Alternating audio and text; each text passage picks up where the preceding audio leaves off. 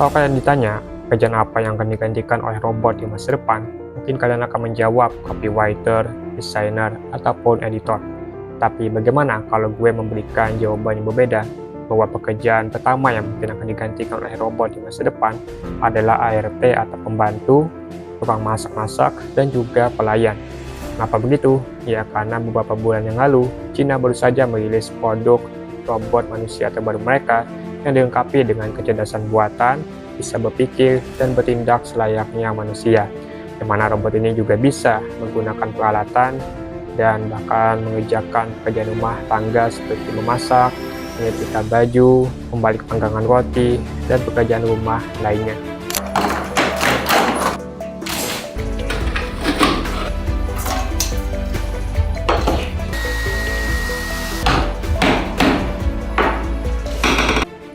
Nah, seperti apa sih kecanggihan dari robot ini?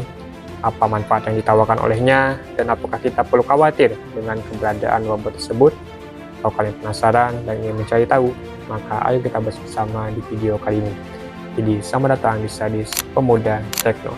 Today, we have an incredible new robot out of China called the Astrobot S1. The Astrobot. And when I saw the demo video 2 days ago, I was literally shocked. Jadi ini adalah robot Astrobot S1 yang dikembangkan oleh perusahaan Stardust Intelligence atau Astrobot setelah mereka memakan waktu selama 1 tahun untuk mengembangkan sendiri robot S1 ini. Nah, Astrobot sendiri itu diambil dari pepatah Latin kuno, yaitu Ad Astra per Aspera, yang berarti perjalanan melewati masa sulit untuk mencapai ribu bintang. Yang mana pepatah ini mewakili rencana jangka panjang dan komitmen perusahaan dalam pengembangan serta pengenalan teknologi robot AI. Robot ini sendiri memiliki bentuk yang kayak agak kotak-kotak gitu, seperti potongan Lego yang digabung menjadi satu kesatuan, yang mana badannya kotak memanjang ke bawah dan mungkin ada roda di bawahnya yang berfungsi sebagai penggerak. Kemudian rodanya lonjong ke depan dengan kepalanya yang berbentuk seperti 2 CCTV yang digabung menjadi satu. Kemudian tangan robotiknya juga berbentuk dan berfungsi seperti japitan atau jepitan. Jadi dia tidak dilengkapi dengan jari-jari seperti kita manusia ataupun robot manusia lainnya, melainkan lebih ke seperti mesin jepitan boneka yang ada di time zone pada umumnya.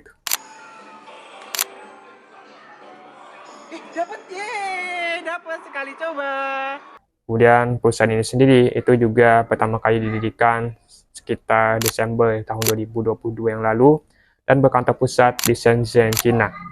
Pendiri perusahaan ini, yaitu Lia Jie, adalah mantan karyawan dari Tencent Robotics dan Baidu, yaitu 2 buah perusahaan yang juga berfokus pada pengembangan teknologi AI dan robotik.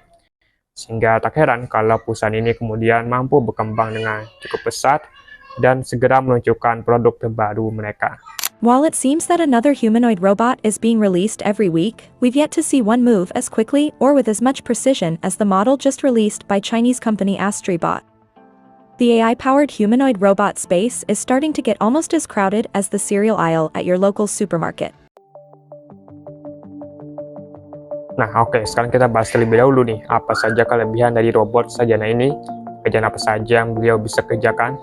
Yang pertama yang juga menjadi fitur unggulan dari robot ini adalah bahwa dia diklaim dapat bergerak dengan lebih cepat dan lebih kuat dibandingkan manusia pada umumnya. Dimana robot ini bisa bergerak dengan kecepatan maksimal hingga 10 meter per detik dan juga mampu mengangkat beban dengan berat 10 kg dengan satu tangan. Dan ini juga tercermin dengan kecepatan robot tersebut dalam menyusun dan menumpuk beberapa gelas dengan kedua tangan sekaligus dan juga menarik kain dari tumpukan gelas kaca tanpa terjatuh dan tergoyang.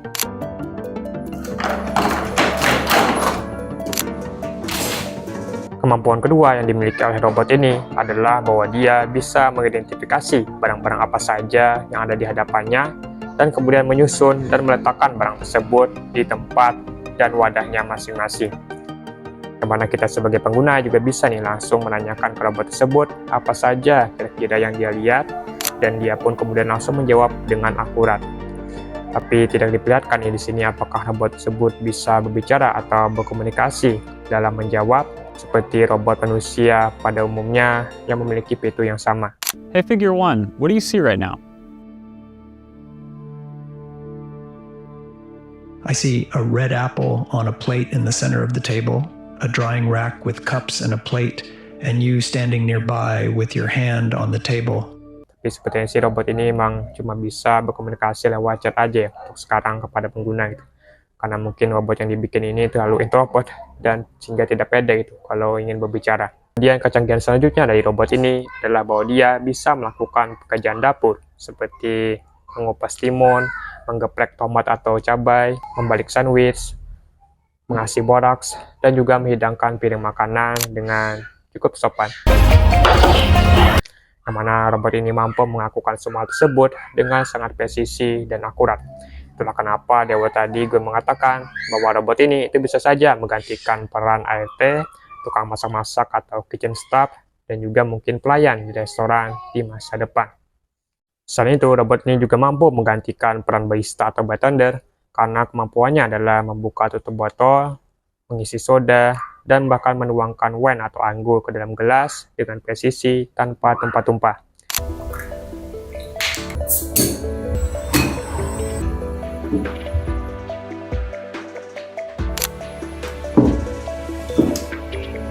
Yang mana cara dia membuka tutup botolnya itu pun juga sangat mirip dengan kebiasaan kita manusia. Diputar-putar dulu tutup botolnya sampai longgar, kemudian ditarik ke atas biar tutup botolnya copot dan terbuka.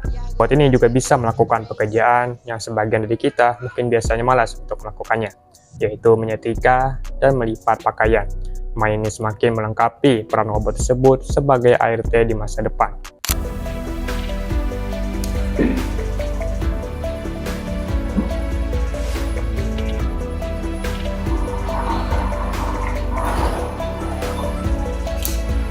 Selain itu, robot ini juga bisa melakukan pekerjaan rumah lainnya seperti menyiram tanaman, membersihkan debu dengan vacuum cleaner, membuang pesawat, dan bahkan sampai memalu atau bertukang.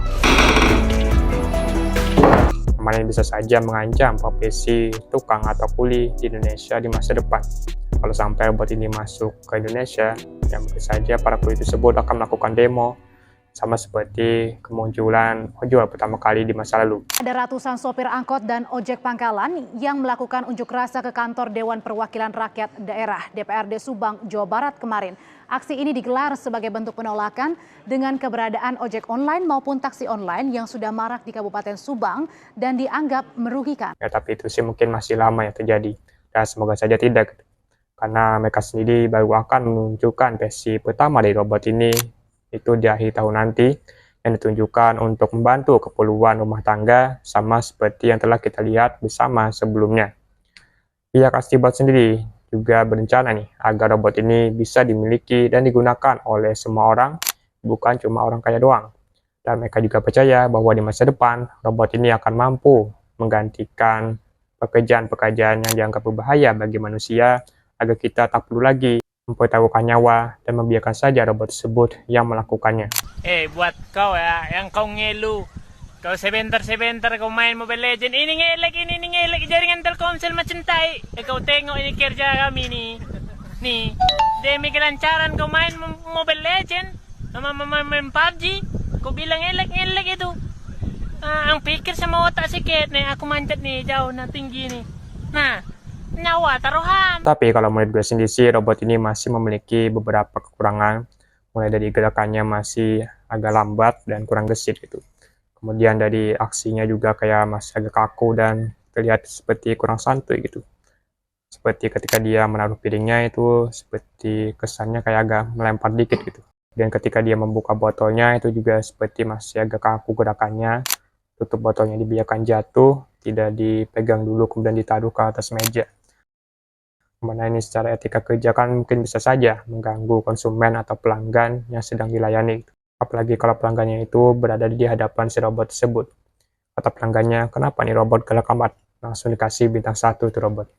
Tapi ya sudahlah, namanya kan juga masih versi pertama ya.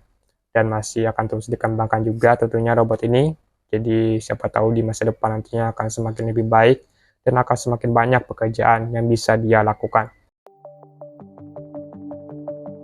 Nah, itulah dia tadi pembahasan mengenai robot ART dari Cina yang baru saja dirilis sekitar 2 bulan yang lalu.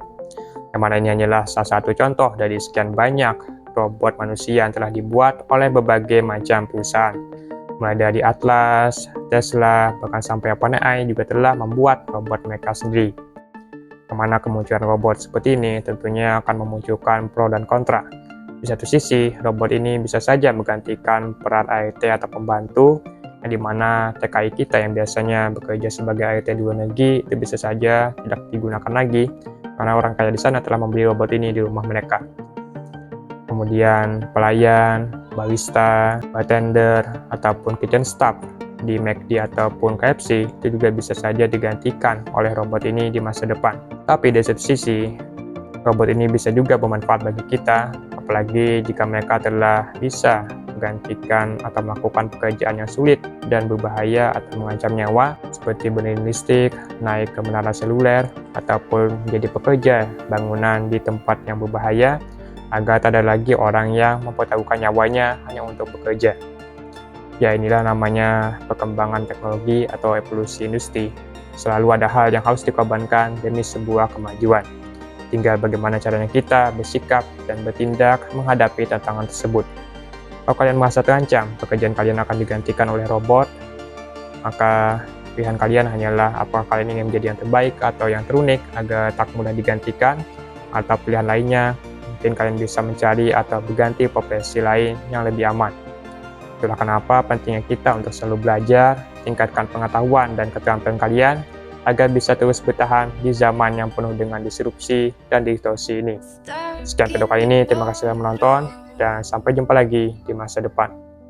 But it's okay. I don't have the pieces of you.